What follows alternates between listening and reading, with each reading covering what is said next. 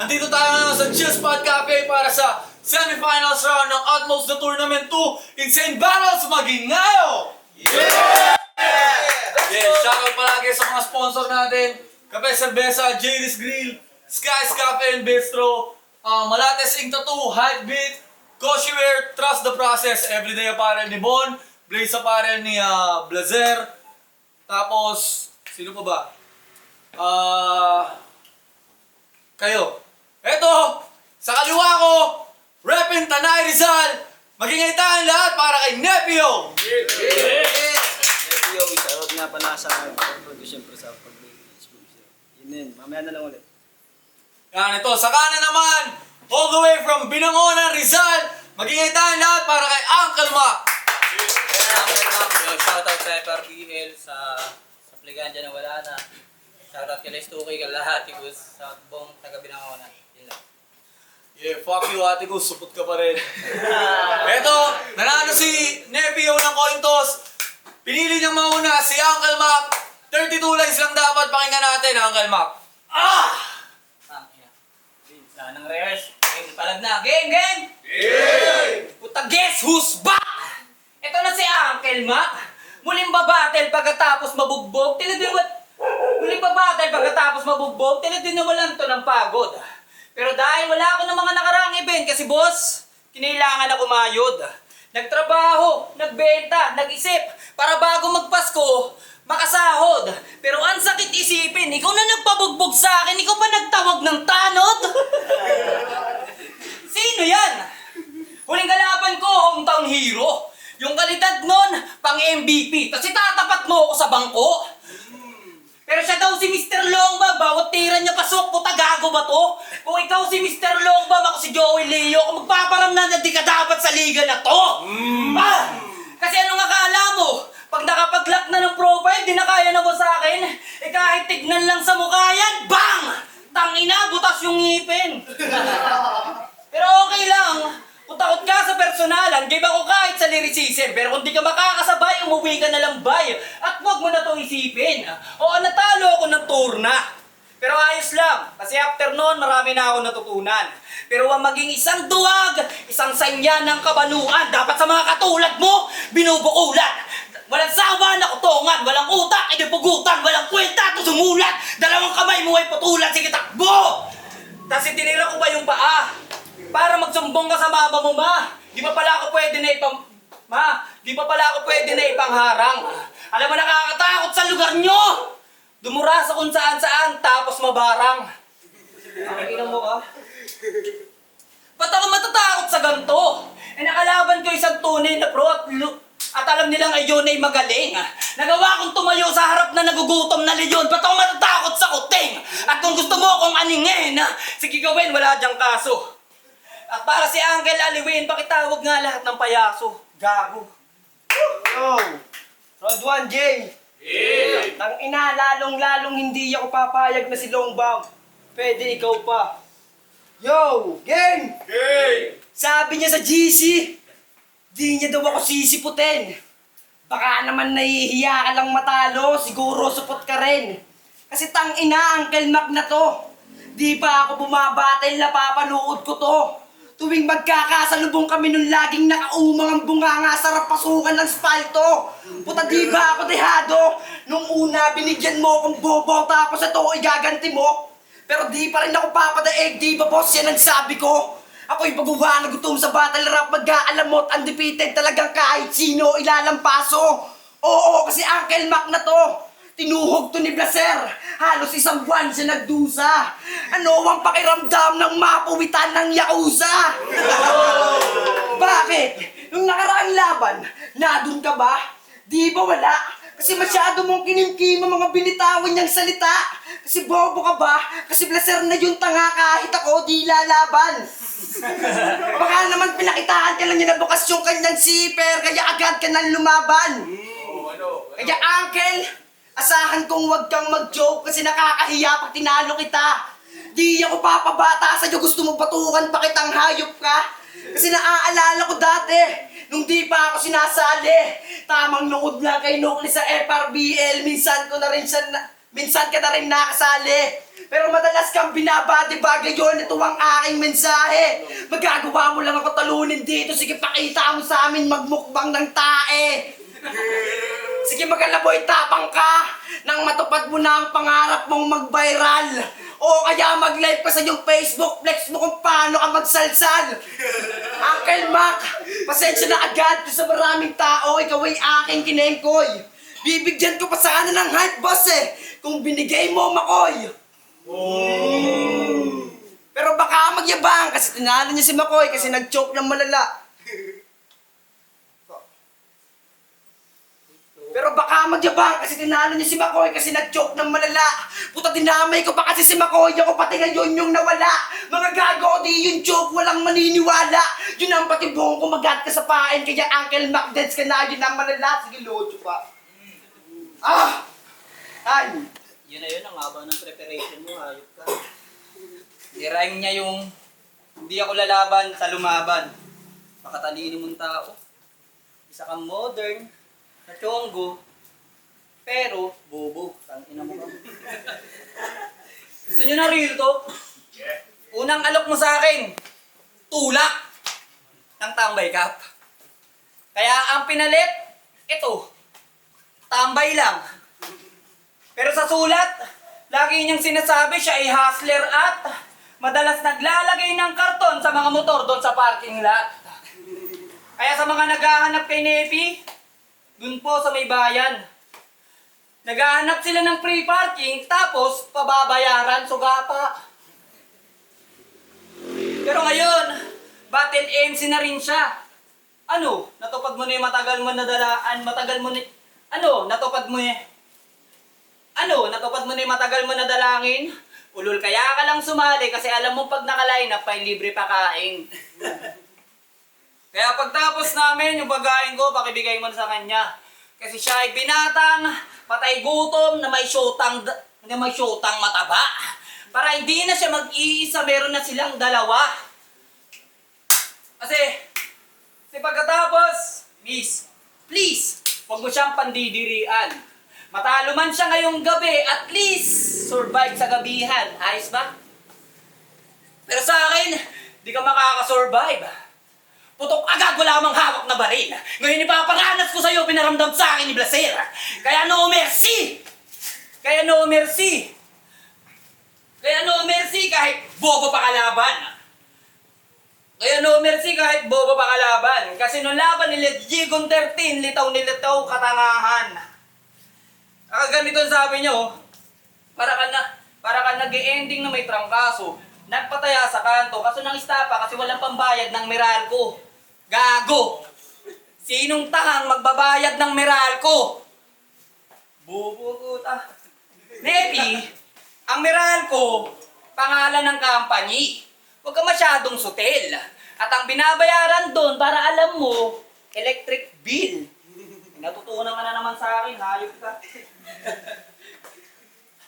Binabayaran doon, electric bill. Yan, sige tuloy mo lang pagsulat ng mga linyang walang kapararakan. Hindi porke wala kayong kuryente, Nepi, hindi mo na yung malalaman. Hindi mo na yung malalaman dahil sa sinabi mong yon. Para kang nagpatiwakal, ikaw mismo humatak sa liig mo pataas.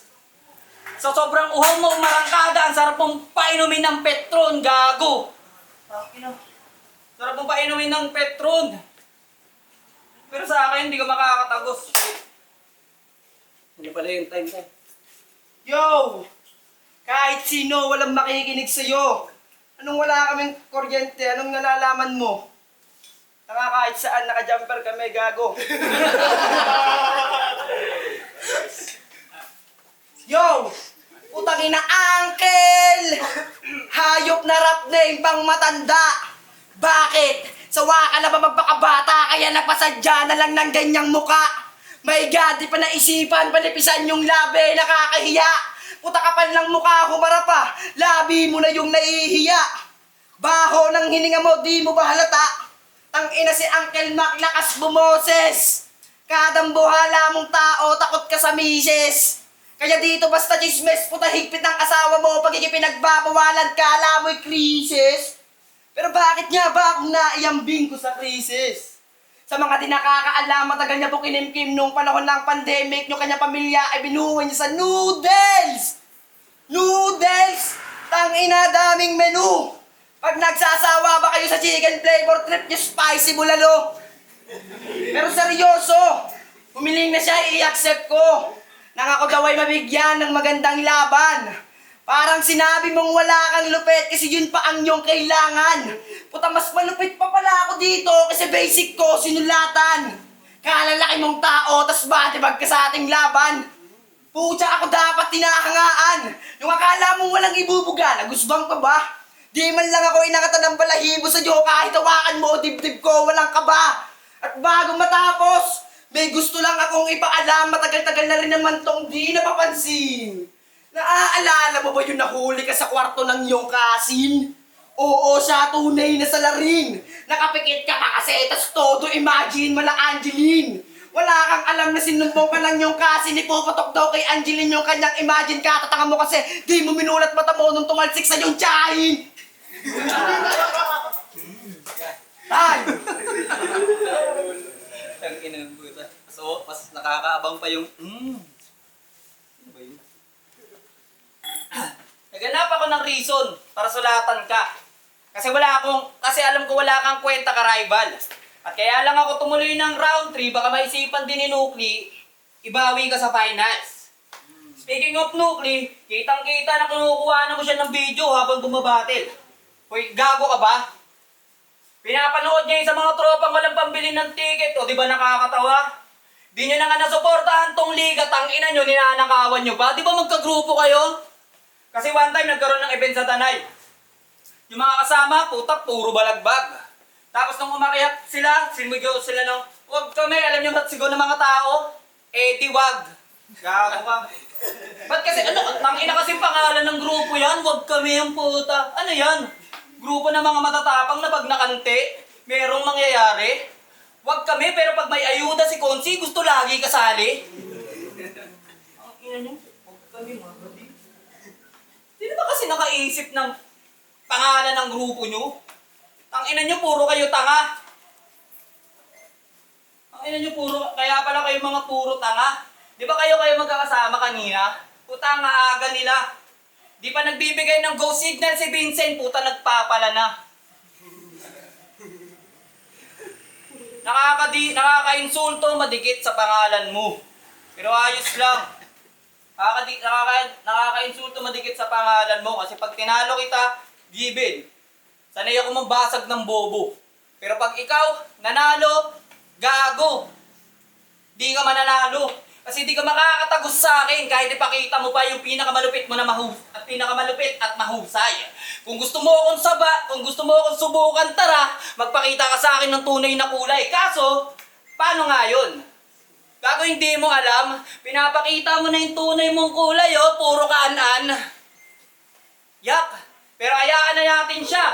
Kung akala niya malayo mararating niya dito. Pero dahil nilagyan mo ng karton yung motor ko, oh, tol, 5 piso, pakyo. Yo! Di ba nilang may an-an? Wag lang yung may malaking bunganga. Ganyan na ganyan yung nagtitinda sa palengke. Yung mahilig sa palanggana.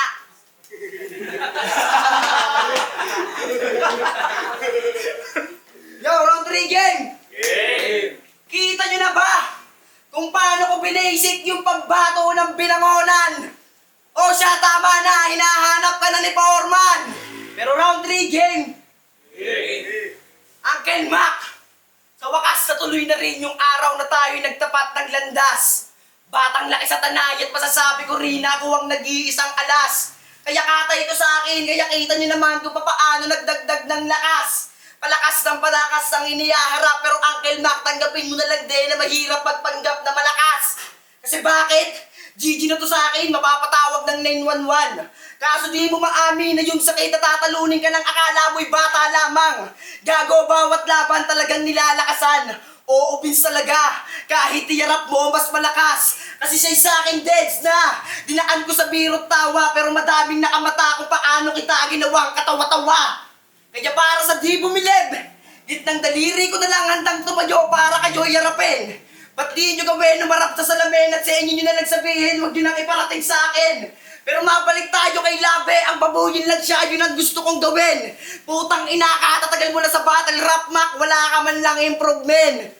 Putang ina, sakit na hanggang dyan ka na lang. Di maaming inggit, puto sa akin, kay basic lang. Sa papel di man lang nakapunit na yung akala nyong mamawin, basic ko lang. Ngayon masakit yung sinapit, sa akin kay papet na lang. Walang mararating niyang karir mo kung yung puro panalo mo ay puro joke ang kalaban. Kaya masakit para sa iyo ang katotohanan na hanggang dyan ka na lamang. Kaya sorry ka na lang. Kasi sabi mo kay DJ Kenneth, kaya sorry ka na lang. Kasi sabi mo kay DJ Kenneth na kapag nanalamin ay mukha niya yung may crack. Humarap ka rin sa salamin, putang ina, mukha ka ng bullfrog. Oo, kasi mataba ka na. Dati chihuahua ka lang. Sarap nga pagbasta ng picture mo dati, yung tipong masisiyahan ka na kahit kagat-kagat mo ang buto lang. At last, may isa pa akong napuna kasi masyado akong nadismaya. Ang dahilan kung bakit ako galit kasi binantaan niya ako ng sobra. Ngayon sabihin mo sa akin, nalalamunin ako na to. Sa inanda ko na obra. Pamatay ang aking speed parang dura ng kobra. Putang ina, dura ng kobra. Di na pala yung nanunuklaw. Kakaiba rin ang aking kapangyarihan. Duduraan kita ng plema. Tingnan natin kung hindi ka malusaw. Time! Okay, time. Okay, time.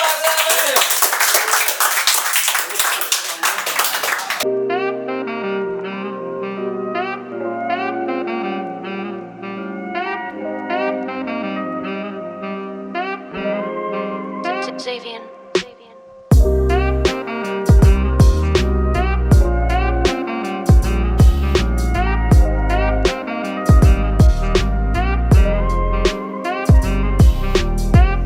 Yo! Insane Battles presents Bloodshed 2! Nandito tayo ngayon sa Chill Spot Cafe. Isa pa magingay kayo para sa laban na yun. No? Yeah! Shoutout palagi sa mga sponsor natin. Salamat sa walang sawang pagtangkilik. Lalo't higit sa mga pumunta rito, mga bumili ng ticket. Tanga na, rhyme yun ah. Ito ang boto ng Urado! 2-1! Magingay tayo lahat para kay Nepio! Pero nga pala sa Judges! El Payaso, huwag kami. Siyempre, Nepio, kay sa Toxic Apparel ni Marcado. Everyday Hustle, Libon. Siyempre, yun lang. Payaso mo. Yun, shoutout nga pala kay Rhea Linabartay. Hindi ko nasama dito, sobrang traffic talaga. Shoutout sa anak ko, kay Miracle Labartay. Shoutout din sa business ko na Aqua Manila. Isa sa mga judge. Binasi ko yan sa okay naman yung mga sulat nila. Binasi ko yan sa performance. Yung mga Istanbul ni Uncle Mac. Mas maganda yung performance ni yung dito si Nepio. Pero okay yung sulat nila. Yo, Nicola, ako yung nag-iisang bumoto kay Uncle Mac.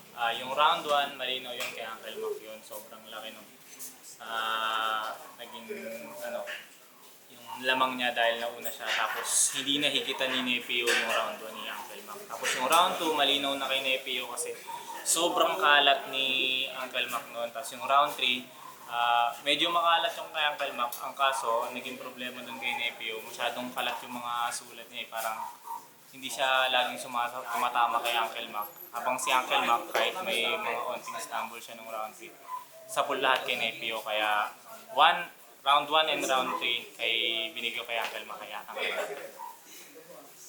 Yo, nga pala si Asen, galing pa ako Sorsogon. Yan, shoutout sa mga tropa ko dyan. Solid yung battle na yun. Wala akong masabi kasi nagkagatan sila eh. Pero, props pa rin kay Uncle Mac, boto ko dyan, 2-1 para kay Nepio. Solid.